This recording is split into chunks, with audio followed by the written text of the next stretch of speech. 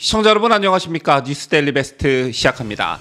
자, 아마 많은 분들께서 위헌정당 해산 제도가 있다는 사실 잘 알고 계실 겁니다. 사실 이런 제도가 있다는 것을 모르는 국민들이 많았으나 지난 2013년 헌정사상 최초로 원내 6석의 의석을 가진 통합진보당이 헌법재판소에 의해 해산되면서 이 제도가 많이 알려지게 됐는데요. 위헌정당 해산 제도란 민주적 기본 질서를 침해하려는 비민주적 정당의 조직적 활동으로부터 헌법 질서와 민주주의를 지키기 위한 헌법 보장 제도를 말합니다.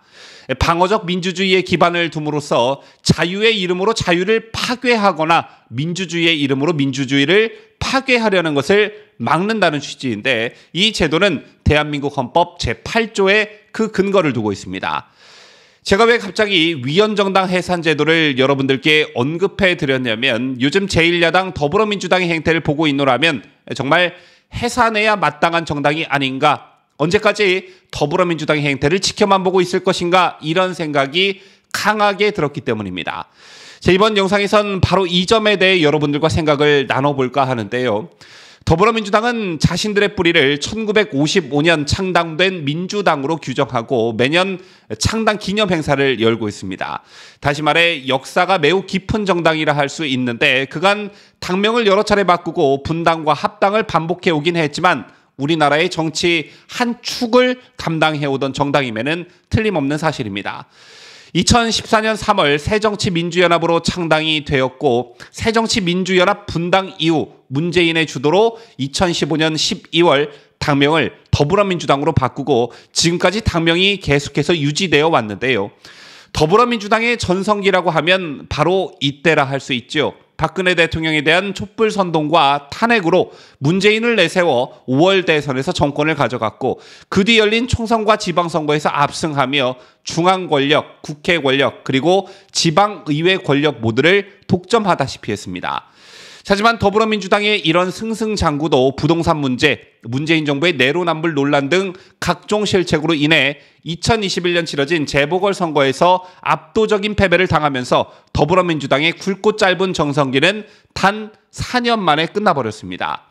제 같은 정권 심판 분위기는 2022년까지 흘러갔고, 결국 이재명을 내세운 2022년 대선에서도 패배하면서 1987년 체제 이후 최초로 5년 만에 정권 교체당한 정당이라는 불명예스러운 타이틀이 더 씌워졌지요.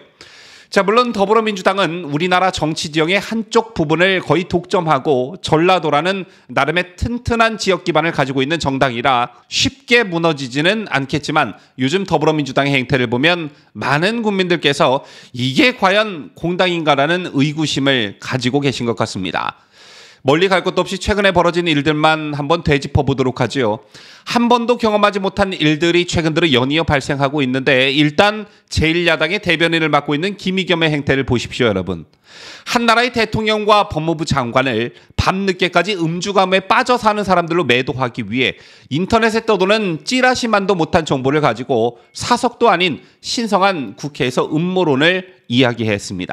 하지만 그 뒤로도 김의겸은 그날 윤 대통령과 한동훈 장관이 김앤장 변호사들과 함께 그 자리에 있었다는 어떠한 근거를 내놓지 못하고 있습니다. 그런 와중에 그 자리에 있었다는 이세창 자유총연맹 회장의 휴대전화 위치는 청담동과 무관한 곳에 있었다는 게 확인이 됐고, 언론사들이 지목된 술집 주변인들을 탐문해봤지만 그 누구 하나 그날 밤 대통령과 법무부 장관을 봤다는 사람이 나타나지 않고 있습니다. 더군다나 지목된 술집은 김의겸이 말한 것처럼 30-40명이 한꺼번에 들어갈 수 있는 면적도 아니라는 것이 밝혀지기도 했죠. 자, 그런데도 김의겸은 끝까지 사과를 거부하고 있고, 적반하장식으로 윤석열 대통령이 해외 순방에서의 욕설 파문에 대한 사과를 하면 본인도 사과하겠다는 이상한 행태를 보이고 있습니다.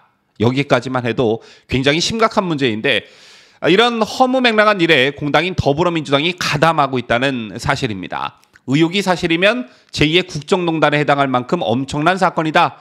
측근 실세 장관을 둘러싼 의혹에 대해 질의한 게 무엇이 잘못됐다는 것이냐? 떳떳하다면 한 장관과 대통령의 동선을 공개하라며, 사실이라면 이라는 어떤 가정법으로 의혹을 기정사실화하고 의혹의 사실 여부 입증 책임을 한 장관과 윤 대통령에게 떠넘기는 행태를 보이고 있습니다. 민주당 내에서도 김의겸의 행태를 질타하는 목소리가 나오기도 했지만 이는 곧 민주당 강경파와 강성 지지층들에 의해 묵살됐지요. 또 최근엔 어떤 일이 있었습니까?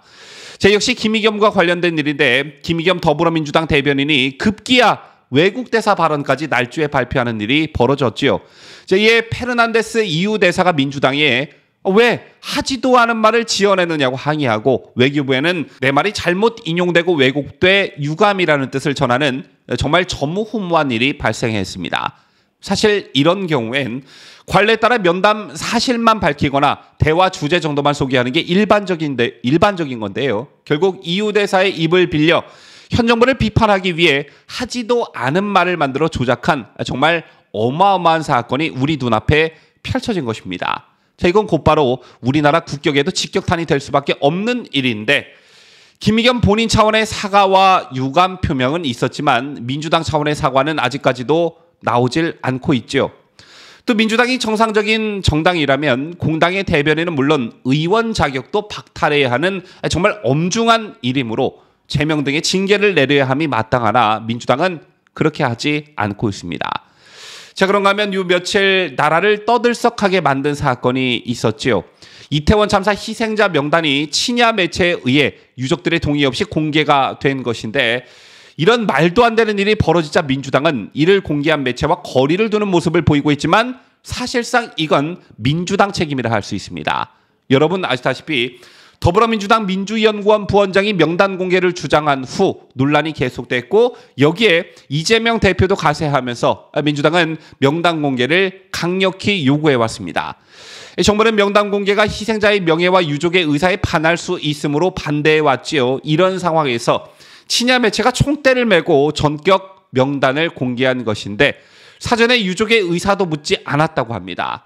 이런 일이 어떻게 있을 수 있는지 참 믿기 힘든 광경이 우리 국민들 앞에 펼쳐진 것인데 민주당은 희생자 명단은 물론 영정까지 확보해 추모해야 한다고 주장하고 있는 만큼 명단이 공개된 이상 반정부 시를 벌여온 촛불 승리 전환 행동 등과 연계해 본격적인 참사의 정쟁화에 나설 것으로 예상이 되고 있는 상황입니다.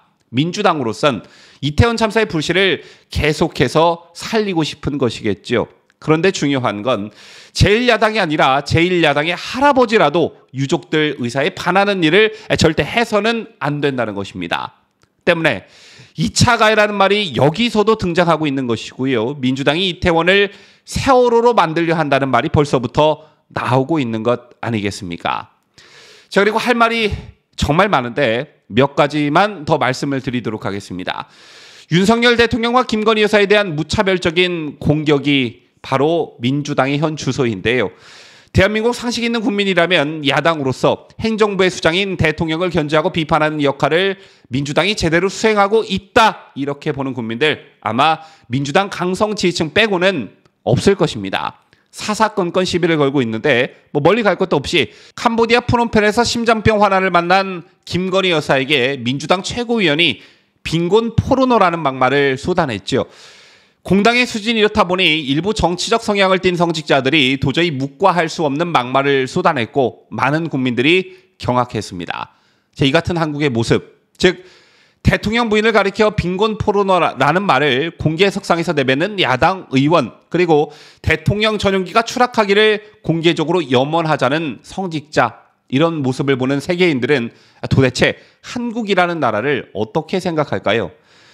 마지막으로 계속되는 민주당의 무리수는 이재명의 사법 리스크를 가리기 위한 즉 국민들의 시선을 엉뚱한 데로 돌리기 위한 전략이다라는 분석이 대체적입니다.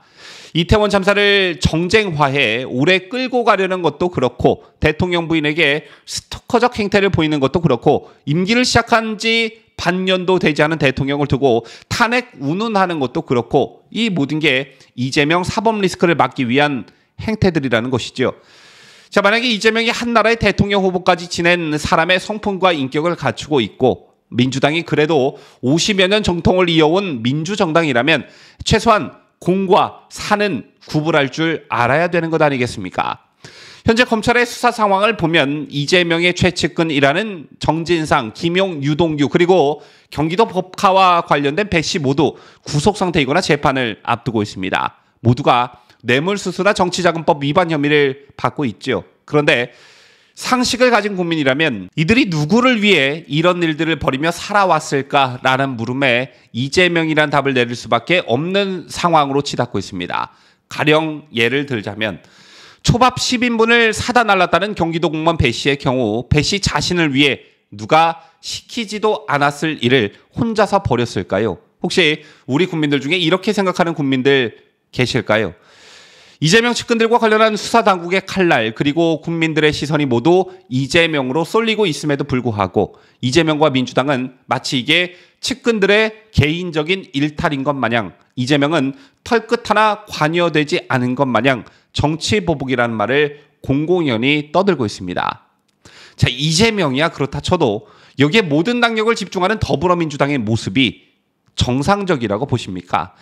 국민이 국회의원과 정당에게 부여한 권력을 전과사범 당대표 한 명 지키는데 올인하고 있는 정당이 과연 정상적인 공당이라고 보십니까? 따라서 영상 초반에 제가 헌법에 명시된 위헌정당 해산이라는 화두를 꺼내든 것이고 민주당이 정말 공당으로서 대한민국 정치의 한 축을 담당해온 민주정당의 모습으로 변화하지 않으면 국민들로부터 준엄한 심판을 받게 될 것이다 라는 말씀을 드리고 있는 겁니다. 아무리 생각해도 지금의 민주당의 모습은 해산돼야 맞다. 대한민국의 발전을 정말로 저해하고 있다. 이렇게 생각하고 판단하는데 여러분들의 생각은 어떠신지요? 지금까지 저는 자유대한민국을 소화하는 뉴스데일리 베스트 민앵커였습니다.